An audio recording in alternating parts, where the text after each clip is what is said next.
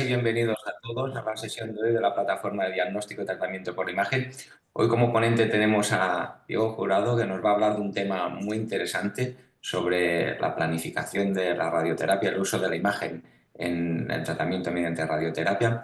Y como expertas tenemos hoy a Paula García, a Meritxell Muyay, a Arantxa Eraso, que al final de la presentación pues también nos aportarán pues sus ideas, comentarios. O sea que os animo a todos que pongáis vuestras preguntas en el chat y yo se lo transmitiré al panel de expertos y a Diego, que contestará amablemente. Sin más preámbulos, Diego, todo tuyo, adelante.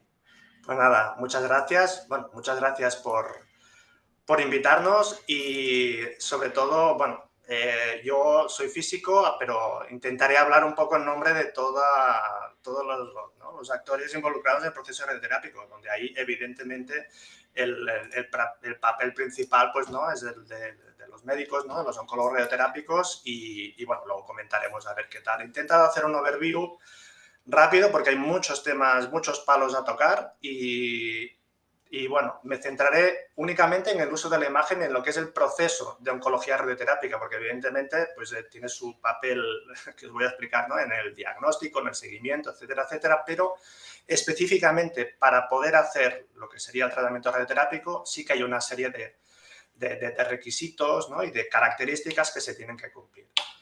Pues un poco el overview, ¿no? de la charla sería este. Primero, explicar un poco el proceso radioterápico por encima para tener claro, ¿no? El papel que tienen las imágenes de cada punto, para ubicarnos un poco. Luego, ver más en detalle el papel de la imagen en el proceso de planificación y luego en el de verificación de los tratamientos. Y luego ya, pues para acabar las conclusiones, ¿no? Pues bueno, para empezar, ¿no? El proceso radioterápico, ¿no? Entender un poco la finalidad de la radioterapia, ¿no? Que ya sabemos que es un modelo de tratamiento, ¿no? Principalmente del cáncer, ¿no? Que se utilizan radiaciones ionizantes, ¿no? Y su principal mecanismo de acción es el daño inducido al ADN de las células, que acaba haciendo que la célula, pues al final no sea viable y muera. A diferencia de otros tratamientos, los efectos pueden considerarse locales y dependen de la cantidad de energía que se deposita en la célula. Así que, bueno, en este contexto, ¿no? la dosis absorbida se define en un cierto volumen como la cantidad de energía que imparte la radiación normalizada pues, por su masa. No me pasa aquí. Vale. Bueno, como ya sabéis, ¿no? Los efectos biológicos aumentan con la dosis y mientras que en diagnóstico lo que podemos es tener efectos probabilísticos asociados a lo que llamamos dosis más bajas, ¿no? Aquí buscamos efectos deterministas y queremos acabar con el tumor, ¿no? Así que tenemos que usar dosis elevadas del rango de los Grays, no de los miligrays o micrograys, sino ya de los Grays. Además, hay un efecto que ayuda en el proceso y es el hecho de que el tejido tumoral es más radiosensible que el tejido sano, que es lo que vemos en esta figura, ¿no? Donde el eje horizontal representa la dosis, el vertical la probabilidad de control tumoral o de complicaciones de tejidos sanos, y vemos que para dosis muy bajas pues no pasa nada a las células, para dosis muy altas todas las células mueren, sean del tipo que sea, pero en niveles intermedios el daño producido al tumor es superior al daño del tejido sano, lo que habilita, ¿no? Pues esta ventana terapéutica en que la eliminación de células cancerosas es mayor que la pérdida de células sanas. Hay diferentes maneras de generar y hacer llegar la radiación a la zona de interés, con lo que podemos diferenciar entre radioterapia externa, si todo esto se hace desde fuera del paciente, ¿no? Se genera la radiación y se dirige desde fuera hacia el paciente, y la radioterapia interna, si la radiación se origina bien en contacto o incluso dentro del propio tumor. Bueno, todas las modalidades se usan, todas son importantes, pero para centrarme un poco, ¿no? Por motivos de tiempo, me centraré en la modalidad más extendida y usada, que es la radioterapia externa, y dentro de esta su administración con fotones de energías de megavoltaje. Vale, y lo que tenemos al final, lo que queremos es lo siguiente. O sea, tendremos un haz de rayos X de megavoltaje que querremos hacer incidir sobre el paciente. Para ello, ¿no? La generación de estos fotones se hace de forma artificial, con lo que llamamos aceleradores lineales de electrones, como el que vemos en la figura. El principio de funcionamiento es análogo al tubo de rayos X, pero hay ciertas diferencias técnicas para producir de manera compacta estos haces de rayos X con energías no de kilovoltaje como en diagnósticos, sino de 6 a 15, ¿no? Un rango típico de megavoltios de terapia. Y bueno, lo que tenemos es que el paciente se estira en la mesa, se posiciona a volumen blanco bajo el haz y las diferentes partes móviles del acelerador permiten hacer incidir la radiación desde diferentes direcciones con la forma deseada vista desde donde estés disparando, ¿no? Y un poco esa sería la idea. Además, ya lo veremos también, los aceleradores incorporan dispositivos de imagen, que veremos más en detalle, ¿no? Para verificar el correcto posicionamiento del paciente. Bueno, pues este es el objetivo final, ¿no? Llegar aquí a la unidad de tratamiento con el que el paciente estirado y dispararle unos haces de radiación pues, para tratar el volumen blanco. Bueno, pues para hacer esto, ¿no? Lo que requerimos, ya hemos visto, ¿no? Tratamiento local, pues entonces una gran precisión geométrica, la mayor posible. Entonces es un tratamiento altamente individualizado, no es genérico, sino hay que individualizar y optimizar cada caso, y para ello, pues normalmente se divide el proceso en diversas fases, ¿no? Que son estas que tenemos aquí puestas. La primera, la del, perdón, la del diagnóstico y la orientación terapéutica, en la que no hace falta incidir en este foro, ¿no? Sobre el papel fundamental del diagnóstico. Y bueno, aquí si se decide hacer radioterapia, el o la oncólogo radioterápico establece el planteamiento y especifica la dosis total y el fraccionamiento que quiere administrar tanto a los volúmenes blancos, bueno, los volúmenes blancos y las restricciones que impone sobre los órganos de riesgo. Seguidamente se adquieren las imágenes para la planificación. Aquí el paciente tiene que estar en la posición de tratamiento e inmovilizado para garantizar la reproducibilidad durante las sesiones. Y estas imágenes tienen que proporcionar también información. Tienen que proporcionar información de la forma, ubicación y movimiento del tumor y de los órganos. Y ahora luego lo veremos un poco más en detalle.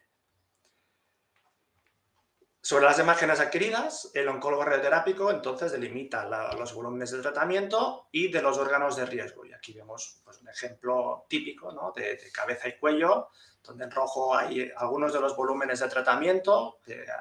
Aquí no se aprecia bien, pero hay diferentes volúmenes con diferentes niveles de dosis, el tumor macroscópico y otras zonas, ¿no? Donde puede haber enfermedad subclínica como los ganglios, etcétera, etcétera, estos afectados que se ven en rojo. Se contornea pues también la médula, tronco, parótidas, cavidad oral, mandíbula, cócleas, laringe, bueno, ya lo veis un poco aquí, ¿no? Y bueno, como decían antes, ¿no? Todos estos volúmenes deben contornearse corte a corte y aquí, bueno, la irrupción de la inteligencia artificial pues ha sido de gran ayuda y todavía se está implementando, pero bueno, en cualquier caso, su delimitación y validación, aunque algunas cosas se llegan a pintar pseudo automáticamente, ¿no? Todo hay que validarlo, ¿no? Pues consume mucho tiempo del médico de oncología radioterapia.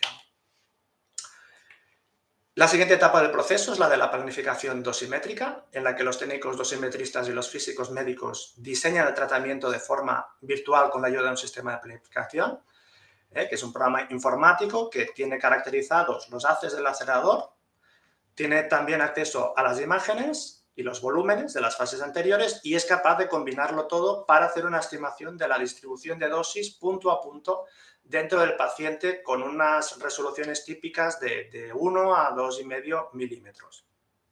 ¿Vale? El proceso es iterativo, de ensayo de prueba y error, y la idea es acabar con la mejor combinación posible de todos los parámetros con los que puedes jugar que determinarán el plan óptimo para tratar al paciente de la mejor forma posible. Y la última fase es la de tratamiento, en la que el paciente se posiciona en el acelerador, se comprueba mediante imagen que todo coincida con el escenario de planificación y cuando todo es correcto se administra el tratamiento y se monitoriza pues, su evolución a lo largo de las sesiones para adaptarnos, si es necesario, a los cambios que puedan ir surgiendo. Y bueno, estas imágenes luego también lo veremos más en detalle. Tenemos pues, en resumen, ¿no? 2 puntos claves dentro del proceso en los que utilizaremos las imágenes con diferente objetivo. El primero, la planificación del tratamiento, pues, con una alta precisión, donde las imágenes se usarán para establecer los volúmenes de riesgo, de blanco y también los de riesgo, y para saber qué dosis recibirá cada punto del paciente.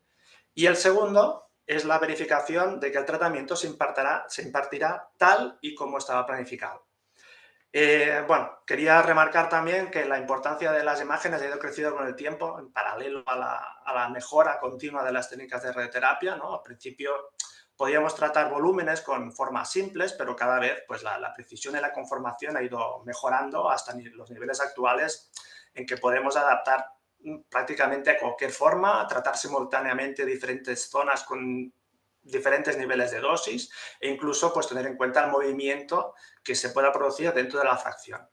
Y bueno, pues todo esto se apoya al final en imágenes, por lo cual pues los requerimientos de calidad y las características específicas pues también, ¿no?, han ido creciendo en complejidad, ¿no?, en paralelo. Y bueno, pues ahora seguidamente veremos cada una de las imágenes, ¿no? Empezaré por la imagen en planificación. ¿Qué requisitos tiene que cumplir? Bueno, la finalidad al final es tenemos que determinar la mejor irradiación posible para el paciente. Pues para ello las imágenes tienen que cumplir estas características, ¿no? Tienen que ser representativas de la situación de tratamiento, tienen que permitir delimitar los volúmenes blanco y de riesgo y tienen que permitir también diseñar la irradiación y el cálculo de la distribución de dosis. Y ahora me pasa así, ahora. Vale, para que sean representativas de la situación de tratamiento, lo primero es que la posición sea la misma que la que habrá en el tratamiento. Aquí vemos una imagen, un ejemplo. Esto sería pues, seguramente un tratamiento de mama. Y si queremos tratar la mama, una cosa que molestará seguro es la posición de los brazos. Pues, entonces, el tratamiento se hará en la posición pues, como la que vemos en la imagen, ¿no? Pues inevitablemente las imágenes para planificar el tratamiento se tienen que tomar en esta posición, ¿no? Cualquier desplazamiento, si baja un brazo, si se pone más rotada, si no está igual de estirada, de plana, lo que sea, pues hace que hayan diferencias geométricas, afecta a todos los volúmenes de tratamiento y harían que pues, el tratamiento no fuera igual que teníamos previsto. Con lo cual, pues eso es un requisito, ¿no?, básico, que la posición sea la misma que habrá en el tratamiento. Otra que diferencia de las imágenes en general de radiodiagnóstico es la mesa plana, ¿no? La mesa de la unidad de tratamiento del acelerador es plana, de fibra de carbono, porque tiene que ser transparente y tiene que permitir la indexación de los diferentes inmovilizadores que se usen. Por lo cual, bueno, es una mesa plana. Si adquiriéramos las imágenes de forma diferente, con una mesa diferente, ¿no?, como las típicas, ¿no?, que son más curvadas y acolchadas, pues entonces lo que tendríamos es, en ciertas localizaciones, unas deformaciones que también afectarían a la forma, a la distribución interna, ¿no?, de los diferentes volúmenes que tendremos que considerar para hacer la planificación, ¿no? Como vemos aquí a la derecha, ¿no?, una resonancia tomada pues, en la camilla de diagnóstico y otra pues, con una mesa plana como en la que se realizaría el tratamiento, en la que pues, los volúmenes pues, cambian un poco de forma, ¿no?, y de posición, ¿no? Otro punto es el de la inmovilización. Como habrá más de una sesión seguramente para el tratamiento, para ayudar a su reproducibilidad, pues se usan una serie de adendos, ¿no?, de utillaje para ayudar a que este posicionamiento siempre sea de la misma manera, de la manera más parecida posible a lo que teníamos en la planificación. Pues las imágenes habrá que adquirirlas en estas condiciones, ¿no? Yo que sé, por ejemplo, en caso de cabeza y cuello o sistema nervioso central intracraneal, ¿no?, pues normalmente se ponen máscaras como estas, que se adaptan específicamente a la forma del paciente, solo se ajustan a este paciente y en esta posición, ¿vale? Con lo cual no se permite pues, ningún desplazamiento, ningún giro, ni nada, ¿no? E incluso llevado pues, ¿no?, a otros niveles. Esto a nivel externo es más fácil y a nivel interno es un poco más difícil, ¿no?, de órganos internos, pero bueno, sí que se utilizan pues cosas como protocolos de dieta para controlar el llenado del recto o de bebida, para intentar controlar el estado de la vejiga, ¿no?, y que la variabilidad interna de los órganos en las diferentes sesiones pues sea lo mínima posible. Y bueno, otro requisito también son los movimientos que pueden haber dentro de una misma fracción o entre fracciones. Estos movimientos conviene minimizarlos pues todo lo posible, ¿no?, bien mediante métodos mecánicos, a veces se usan pues compresores abdominales que reducen la amplitud de la respiración, o se hace que el o la paciente pues esté el máximo posible en cierto estado respiratorio, que es el que nos conviene para hacer el tratamiento, como la inspiración profunda en casos de mama, para separar el corazón de la pared, ¿no?, de la zona irradiar, o la expiración forzada, etcétera, etcétera. Y si no se puede hacer esto, pues lo que hay que hacer es incorporar pues todos estos movimientos a la imagen y luego tenerlos en cuenta en la planificación para gestionarlos. Bueno, la siguiente etapa es la delimitación el siguiente requisito, ¿no?, es que las imágenes permitan la delimitación de los volúmenes blanco y de riesgo. Ya hemos visto, ¿no?, pues este ejemplo antes, ¿no?, con un ejemplo típico de cabeza y cuello, y las imágenes aquí tienen que cumplir una serie de requisitos en cuanto a resolución espacial y ruido, y en cuanto a precisión geométrica y distorsiones. En cuanto a resolución espacial y ruido, nos conviene que las imágenes sean lo más isotrópicas posibles, es decir, que los volúmenes de los voxels sean lo más iguales, ¿no?, en todas las direcciones. ¿Por qué? Pues para garantizar la misma precisión, ¿no?, en los volúmenes y en la planificación en general, en todas las direcciones, ¿no? Estas son medidas típicas de volúmenes, ¿no?, que se adaptan a los requerimientos de precisión que necesitamos, ¿no? Volúmenes isotrópicos más o menos de 1 milímetro o así. Si no lo fueran, pues, por ejemplo, yo que sé, un espesor de corte, ¿no?, mucho más grande, pues eso, corte a corte lo ves bien, pero aquí en la dirección craneocaudal, pues claramente la resolución es insuficiente para hacer una precisión pues lo más adaptada a los volúmenes posibles, ¿no? Y otra diferencia con el diagnóstico es el ruido.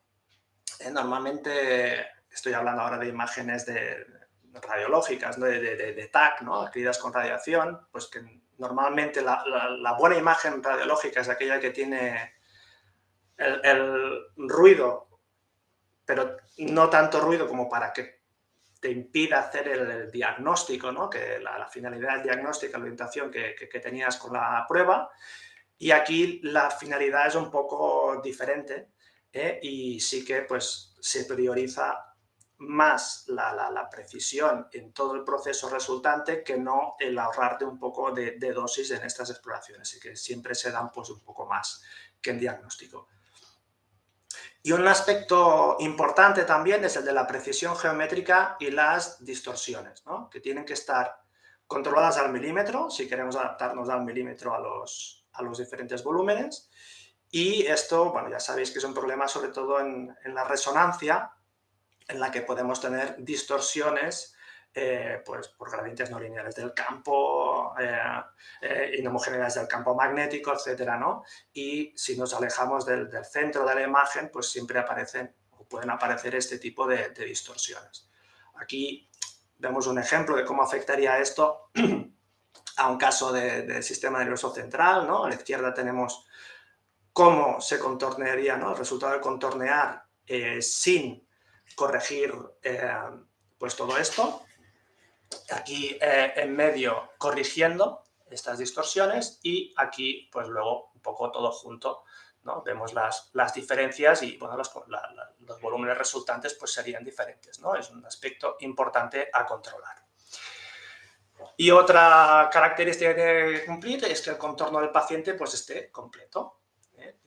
Tenemos que determinar qué camino seguirá la radiación hasta el volumen, y tenemos que saber la disposición de haces, con lo cual tenemos que reconstruir todo este camino y necesitamos que el field of view del paciente sea lo más completo posible.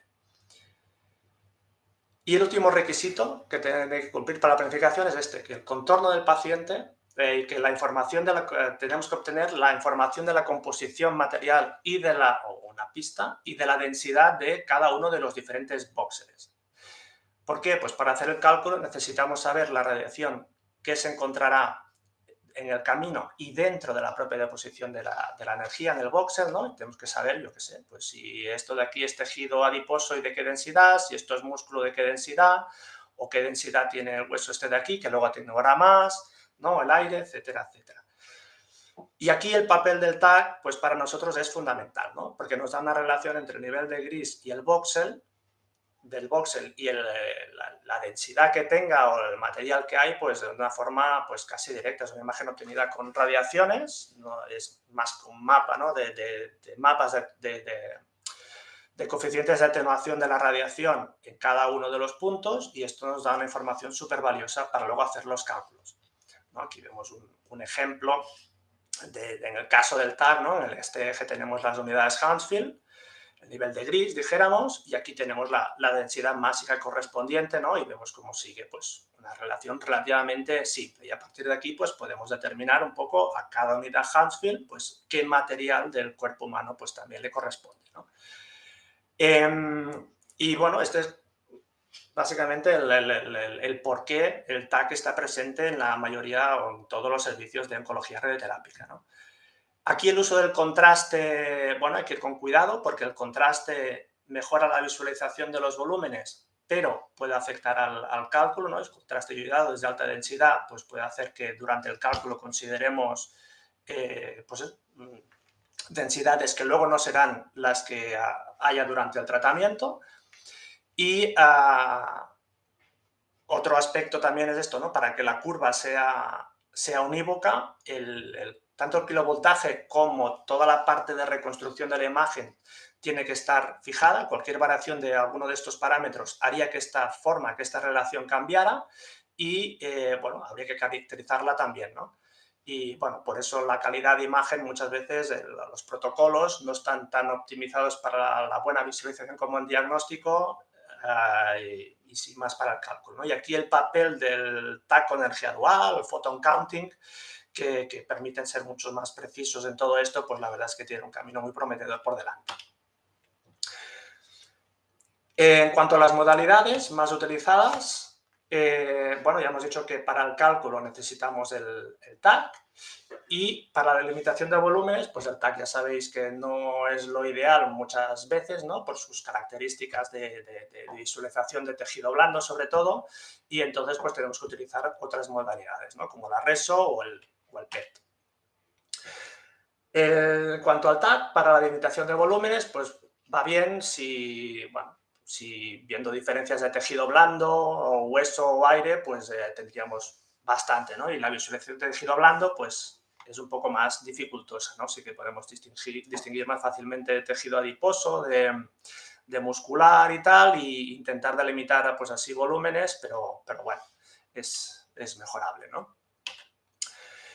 Y como ya hemos dicho, pues permite el cálculo directo de la distribución de dosis, ¿no? Aquí vemos la imagen esta, ¿no? Pues con esta, en el caso de mama, ¿no?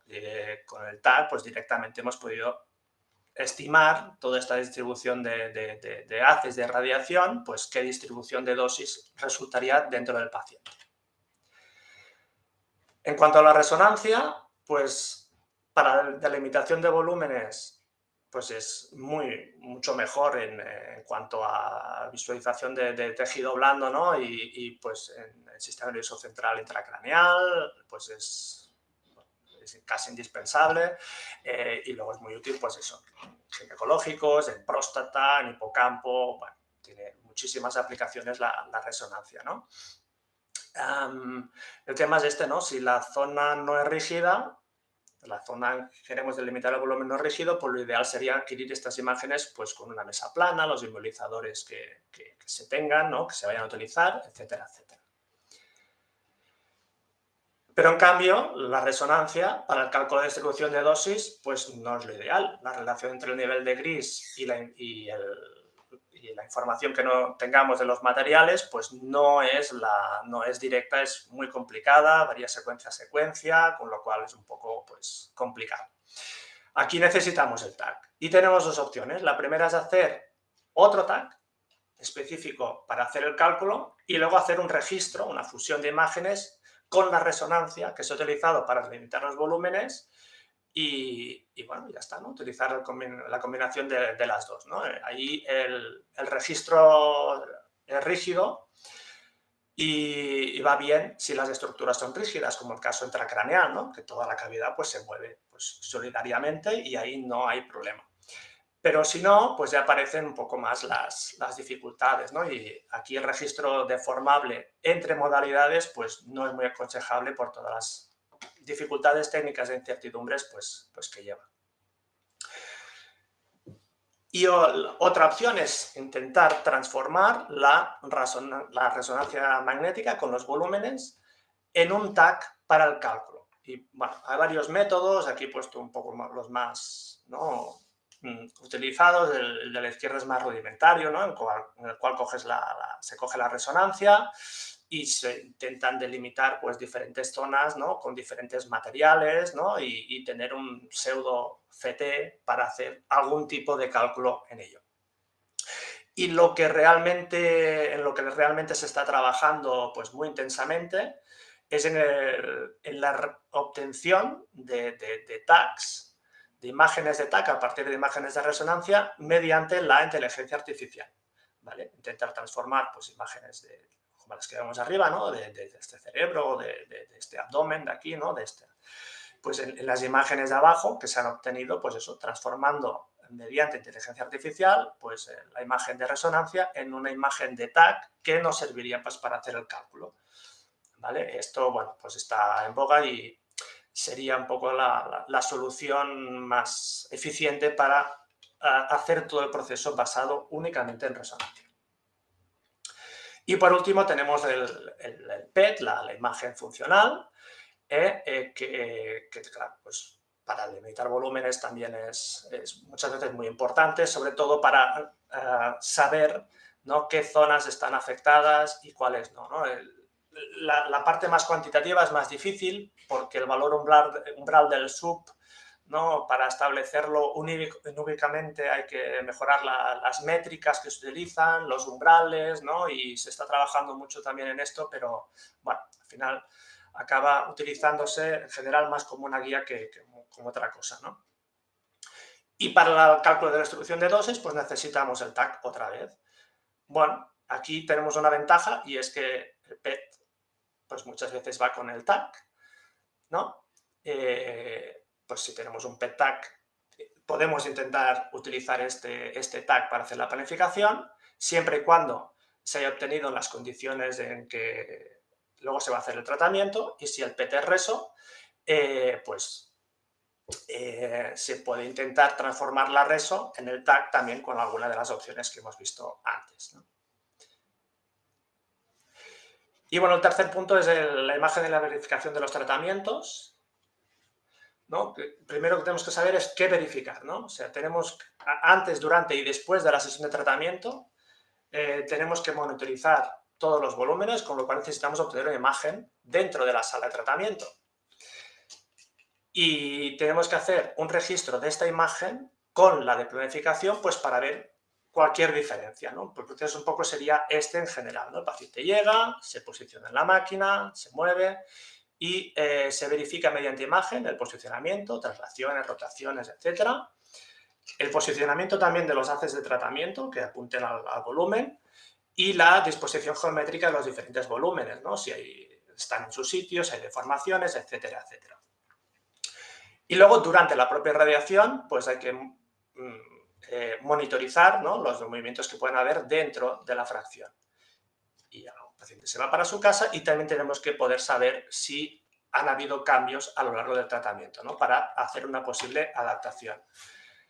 Hay una variación si los cambios son importantes, ¿no?, respecto a la amplificación, y que es la radioterapia adaptativa, que llevada al extremo sería esto, ¿no? En casos en que los cambios de interfracciones son muy significativos y poco predecibles incluso, pues tenemos la radioterapia adaptativa online, en la que cada sesión hay que hacer todo el proceso de tratamiento. Llega el paciente, se estira y ahí hay que hacer todo el proceso. sea, planificar el tratamiento, adquirir las imágenes para planificar, contornear, delimitar los volúmenes, planificar, tratar, monitorizando como se debe, etcétera, etcétera. Y así el paciente acaba, se va y a la siguiente sesión vuelta a hacer todo el proceso.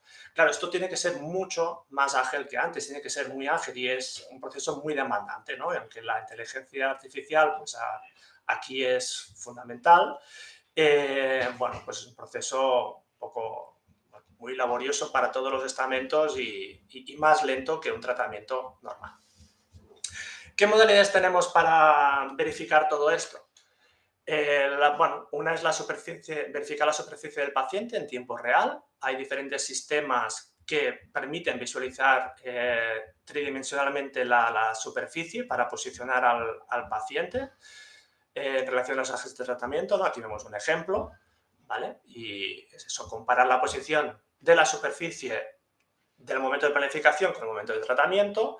También permiten monitorizar los posibles movimientos de interacción que hayan dentro e incluso adaptarnos a ellos, ¿no? Saber en qué fase respiratoria estamos. Y el tema es que los órganos internos, pues aquí no se ven. Pero bueno, hay algunos casos en que si la superficie es representativa del tratamiento, mama, etcétera, pues también serviría. Luego otra opción es poner diferentes marcadores infrarrojos en la superficie y monitorizar pues su posición y su movimiento, ¿no? Por ejemplo, aquí vemos un bloque, ¿no? Con 6 marcadores, se pone encima de esta zona de aquí del paciente y mientras va respirando esto se va moviendo y podemos monitorizar exactamente la respiración del paciente y saber en qué fase respiratoria se encuentra, pues para o bien realizar el tratamiento en las fases que queremos únicamente, o bien como seguridad, pues para detectar cualquier cambio dentro de la fracción.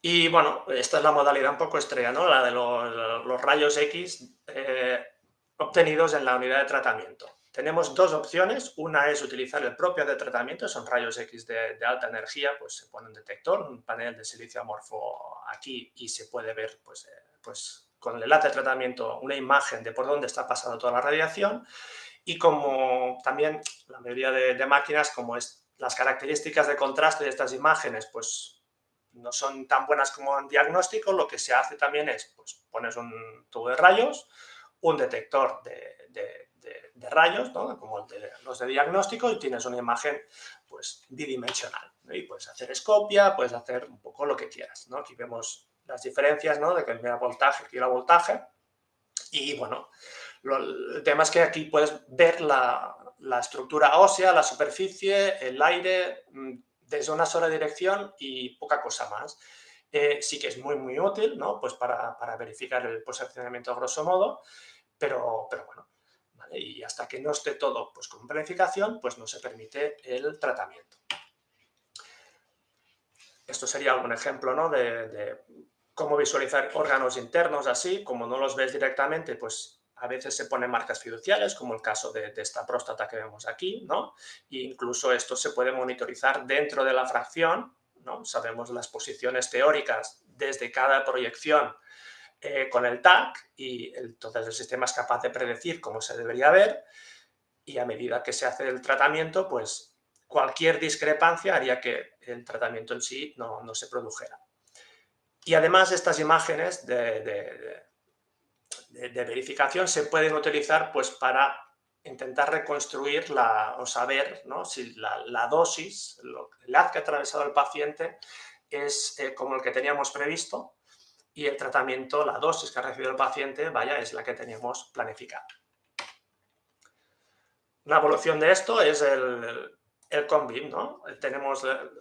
Si podemos hacer imágenes planas y de rayos X y podemos girarlas, pues tenemos un TAC, ¿no? Un TAC de haz cónico, que se puede hacer, generalmente se hace de kilovoltaje, algunos sistemas permiten el megavoltaje, ¿no? Y es eso, pues adquirir todas las diferentes proyecciones, adquirir una imagen tridimensional del paciente, incluso incorporando pues, información respiratoria y obtener un TAC 4D, y luego pues comparar con el TAC de planificación, ¿no? De manera pues mucho mejor, viendo ya más órganos internos y valorando pues todas las rotaciones, etcétera, que puedan haber. ¿Vale? Esto sería un ejemplo de registro, ¿no? Entre el TAC de planificación el CONBIM en posición de tratamiento, justo antes de tratar, donde se valoran las diferencias pues, en todas las direcciones y en todos los órganos. Además, el CONBIM se puede usar para calcular la dosis que ha recibido el paciente durante esa sesión, con la información de las imágenes o del propio acelerador y esta información de la posición del tratamiento, podemos reconstruir sesión a sesión qué dosis ha recibido el paciente y saber si lo estamos haciendo bien, si no, o si cualquier cambio pues, tiene repercusiones.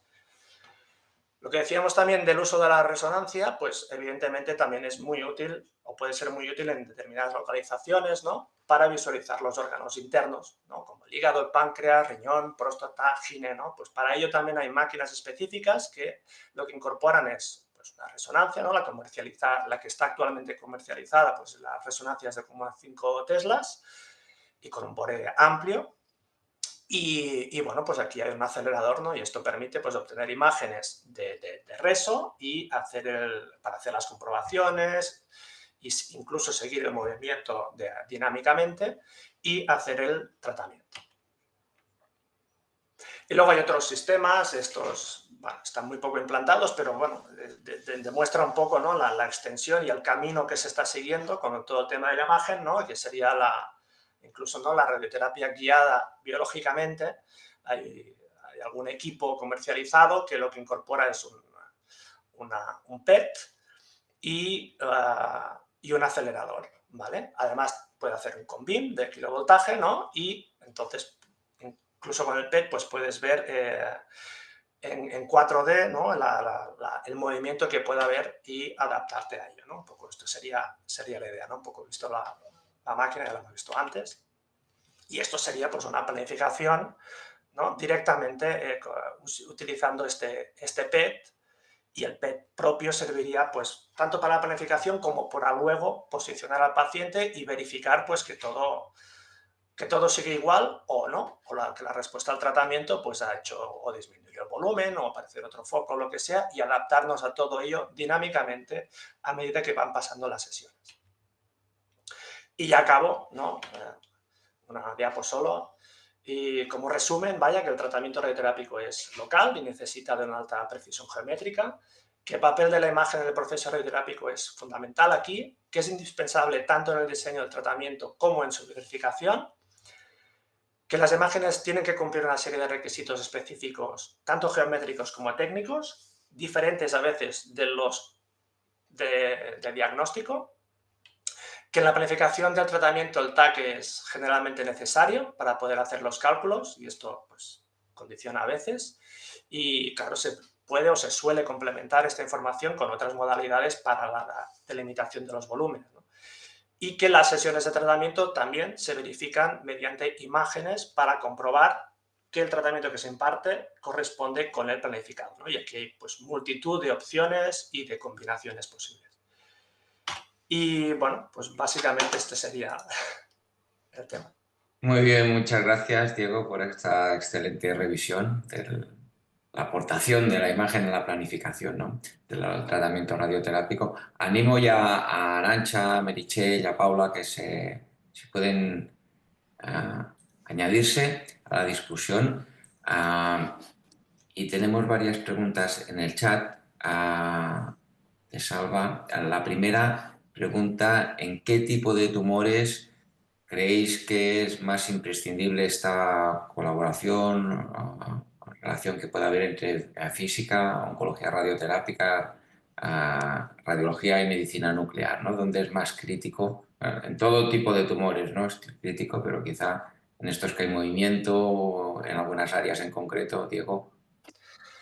Bueno, yo tengo mi visión, lo que pasa que también creo que mi visión no es lo suficientemente buena porque yo me dedico más a la parte técnica y de apoyo, que aquí el uso fuera de lo que sería el TAC, ¿no? Que el uso principal es para la delimitación de los volúmenes, tanto desde el punto de vista pues, geométrico y tal como funcional, ¿no? Incluso, y aquí yo creo que pues, debería ser algún oncólogo radioterápico quien respondiera, ¿no? Con más fundamento, ¿no? Arantxa, Meritxell, no sé si queréis añadir algo, Paula. a los comentarios de Diego. ¿Sí? Meritxell, no te oímos. No se oye, no.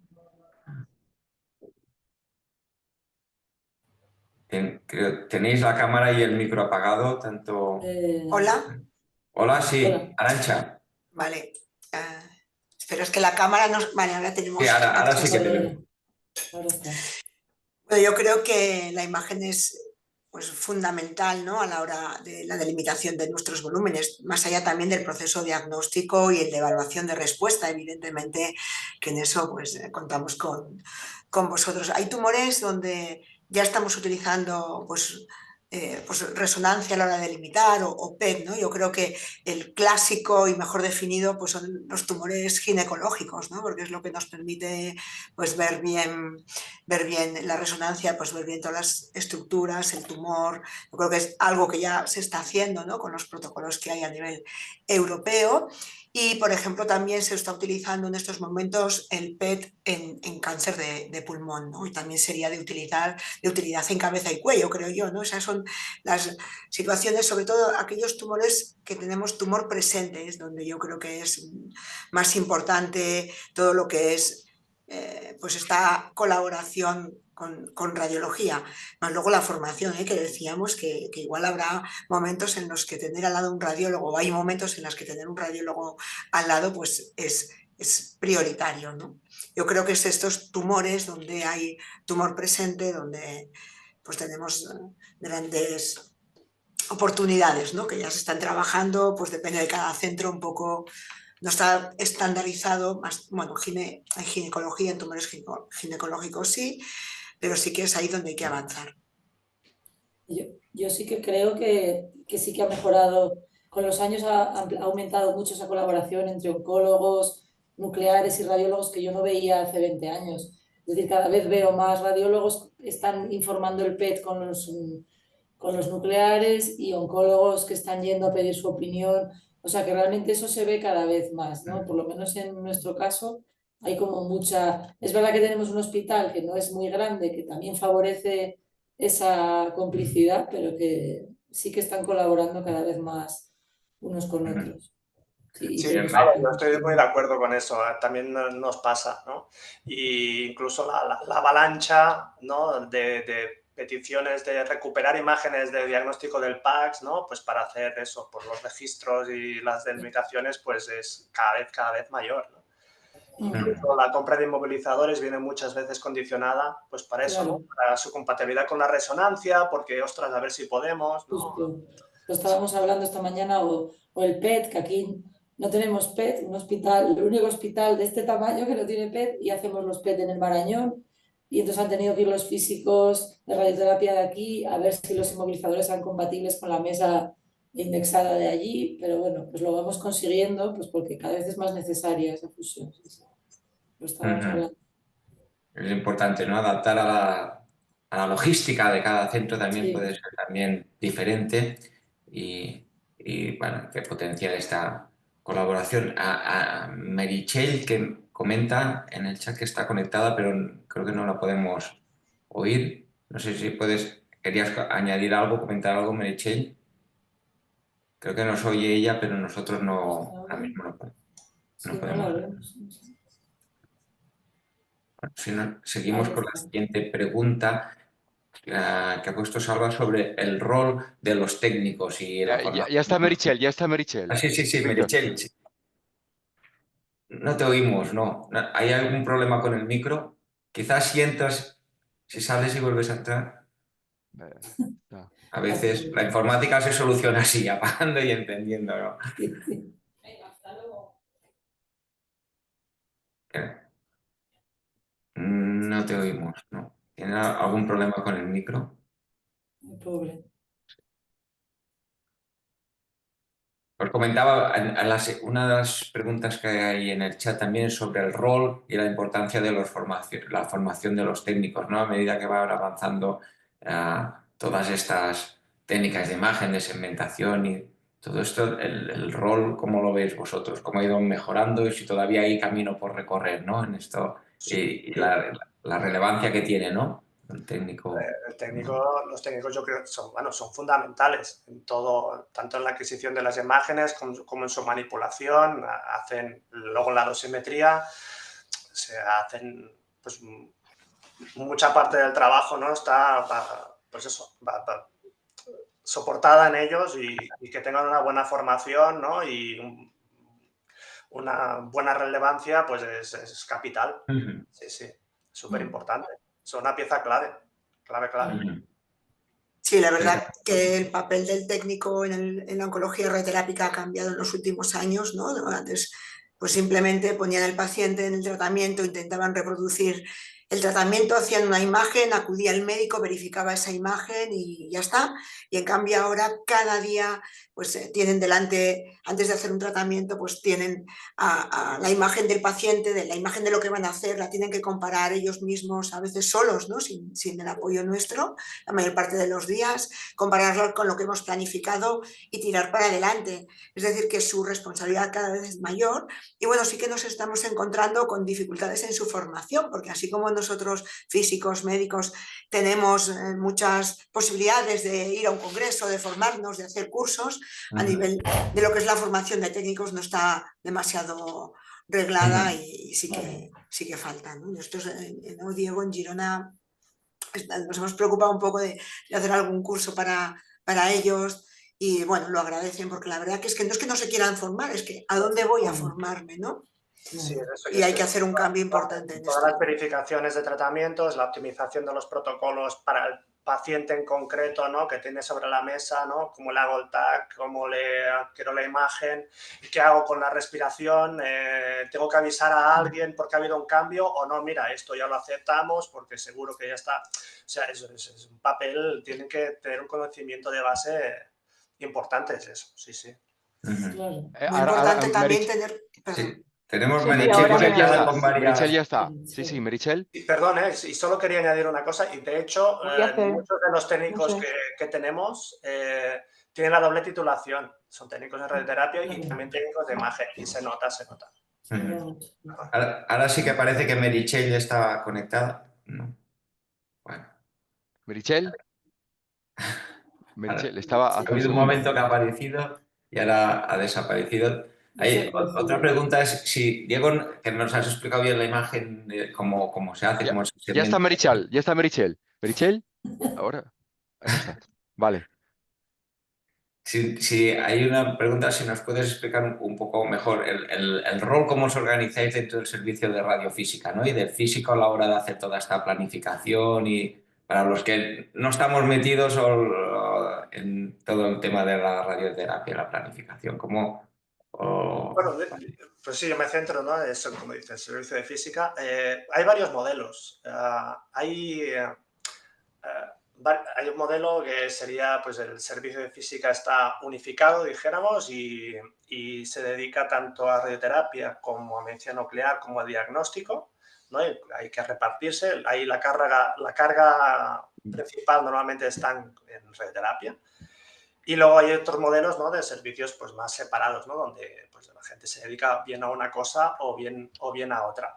Y dentro del servicio de física, de la parte de radioterapia, específicamente también hay varios modelos, ¿no? Que un poco en función del territorio, del hospital, pues se han ido adoptando. Normalmente se convive pues tanto especialistas en radiofísica hospitalaria como técnicos, dosimetristas, y la proporción pues sí que varía un poco en función del modelo que haya, ¿no? Al final la firma de la planificación dosimétrica como tal es cosa del físico, pero por ejemplo en nuestro caso pues gran parte del trabajo lo hacen los técnicos y son súper autónomos y son súper capaces y hay un diálogo constante pues para mejorarlo todo, ¿no? Así que la firma final pues tiene que ser de uno y la final por eso de tratamiento siempre es del oncólogo radioterápico, ¿no? Pero bueno, está distribuido así y es un poco cambiante, sí. Pero vaya, sería un poco eso.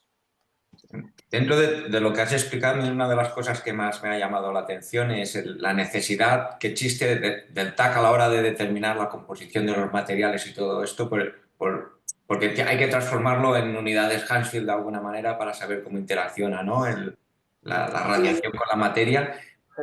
y de alguna manera se desaprovecha toda la, cuando has hablado de la resonancia, todo el potencial de la resonancia a la hora de discriminar tejidos, ¿no? Porque es mucho más rico la resonancia. Es imprescindible, es necesario. El único camino que hay es pasarlo a unidades Hanfield físicamente por el hecho de saber cómo interactúa con la materia. No sé.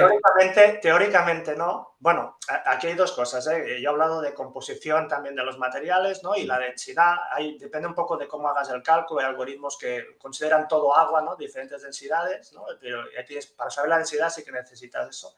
Y la otra, claro, teóricamente la resonancia, pues para discriminar según qué materiales, pues es mucho mejor, evidentemente, que el TAC. Pero no hay ningún sistema comercial que utilice eso. Además, hay un aspecto importante que es la interacción para estas energías, estas energías de rayos X con el paciente, dijéramos, el efecto de tener diferentes tejidos blandos. Hola. Mira, ahora sí. Bueno, es muy poco, se da un poco igual si tienes, yo qué sé, pues músculo, que tejido adiposo, ¿no? que pulmón, ¿no? La diferencia en cuanto a todo esto pues es poquita. Sí, sí. Y ahí, claro, la ventaja que te aporta la resonancia, pues que precisamente en esos tejidos no tiene tanta repercusión luego en el cálculo, donde es importante sobre todo discriminar lo que es el hueso, o lo que tiene densidad de hueso, o densidad pulmón, o aire, cosas así. Es muy técnico ya, lo sé. Yo creo que me habéis recuperado, ¿no? Sí. No sé si has podido ir siguiendo la conversación que teníamos. Un poco, sí. Lo que pasa, perdonar, es que cuando me habíais mutado y ya no he podido recuperar. Estoy en otro portátil. Nada, sí, solo quería comentar el tema que era muy interesante que estabais hablando antes de cuando necesitamos a los radiólogos, que estaba Arantxa explicando. Realmente el posoperatorio, por ejemplo, ¿no? Que cambia tanto la anatomía en otorrino y tal, nosotros necesitamos mucho a los radiólogos, y de hecho un punto es este, ¿no? El tener unos referentes para cada localización es algo que es muy útil, ¿no? Decir, oye, pues tengo problema, pues ya sé que es una persona que puedo llamar y que suben y ver las imágenes, ¿no? Otro tema importante es poder compartir en los comités de tumores la planificación de un tratamiento, ¿no? Es decir, que tú puedas abrir en un comité de tumor, decir, pues mira, la radiación se ha hecho en esta zona, para que pues, los radiólogos también puedan decir, pues mira, pues por eso aquí tiene esta estructura y tal, ¿no? O sea, compartir también un poco la información, no solo utilizaros, que esto es muy necesario, sino también que vosotros, los radiólogos, sepan dónde hemos tratado, para que luego puedan analizar mejor los cambios, ¿no? del seguimiento de estos pacientes. Muy bien, estamos ya casi fuera de tiempo. La verdad es que podríamos seguir durante bastante más rato porque es muy interesante todo lo que vais comentando. No sé si queréis hacer una ronda final de aportaciones o lo que os ha parecido lo que ha presentado a Diego, a Paula, si querías comentar algo. Nada, no. Me ha parecido magnífica la presentación. Da para muchas horas porque es muy largo el proceso radioterápico y cada vez hay más imágenes en más sitios. Pero bueno, yo creo que a lo mejor esas deficiencias, esos problemas que presenta el TAC con respecto a la resonancia en la diferenciación de tejidos, a lo mejor con el TAC espectral, dual, photon counting, todo esto, por ahí podemos ir tirando y ir mejorando la imagen, y ese problema que decía Meritxell, que las imágenes no son igual de buenas que las diagnósticas, claro, porque no son imágenes diagnósticas, pero quizá por ahí, que lo ha comentado Diego, podamos ir mejorando esas imágenes. De hecho, nuestro congreso este año hay varios cursos dedicados al TAC espectral y los avances en radioterapia con TAC espectral y demás. O sea que bueno, pues a lo mejor por ahí seguimos mejorando. Muy interesante. Arantxa, ¿vas a comentar alguna cosa? Bueno, yo creo que esto es como el inicio, ¿no? Esta sesión, casi como el inicio de algo, porque desde mi punto de vista, en 5 años la radioterapia no será nada como lo estamos viviendo ahora, ¿no? Yo creo que cómo va a impactar la inteligencia artificial en todo lo que hemos dicho de la planificación del tratamiento del autocontorneo, pero también en la administración del tratamiento, ¿no? El hecho de que podamos tener esta precisión en estos momentos ha hecho que la mayor parte de los tratamientos que hacemos ahora en varias patologías hacemos lo que llamamos un hipofraccionamiento, es decir, cada vez estamos haciendo menos dosis y dosis más altas, con lo cual todo esto hará cambiar, ¿no? Esos tratamientos serán más adaptativos, como ha explicado la radioterapia adaptativa Diego, más in situ, más con presencia de todos los profesionales que intervenimos, porque cada paciente, en vez de tener que venir 35 sesiones como hace nada estaban viniendo, acaban viniendo pues 5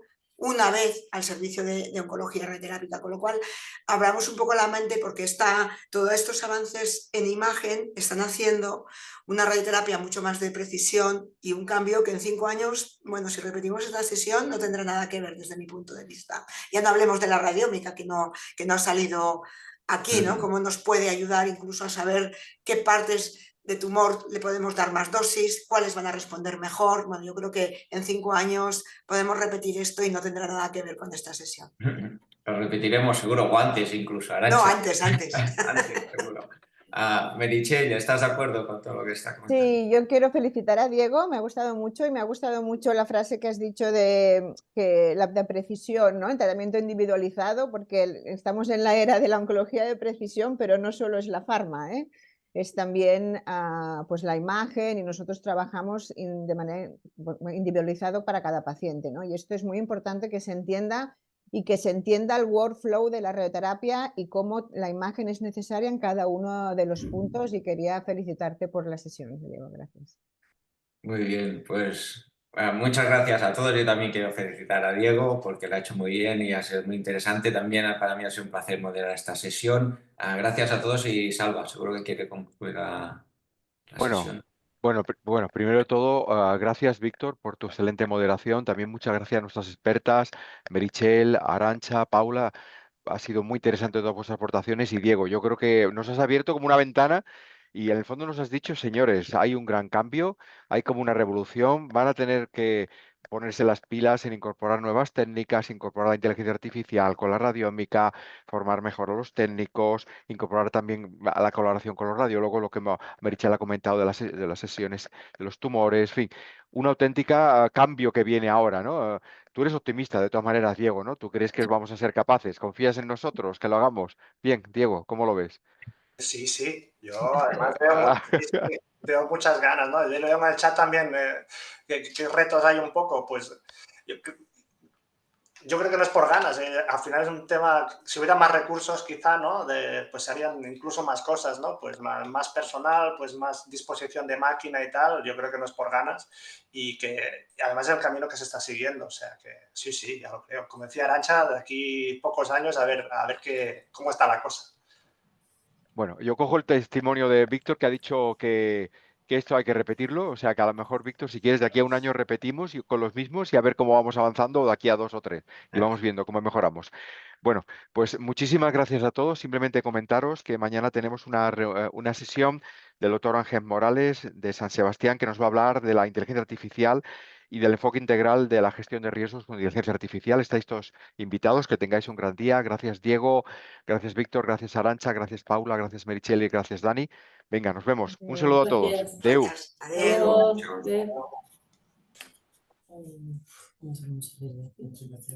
Sí, cierro ya.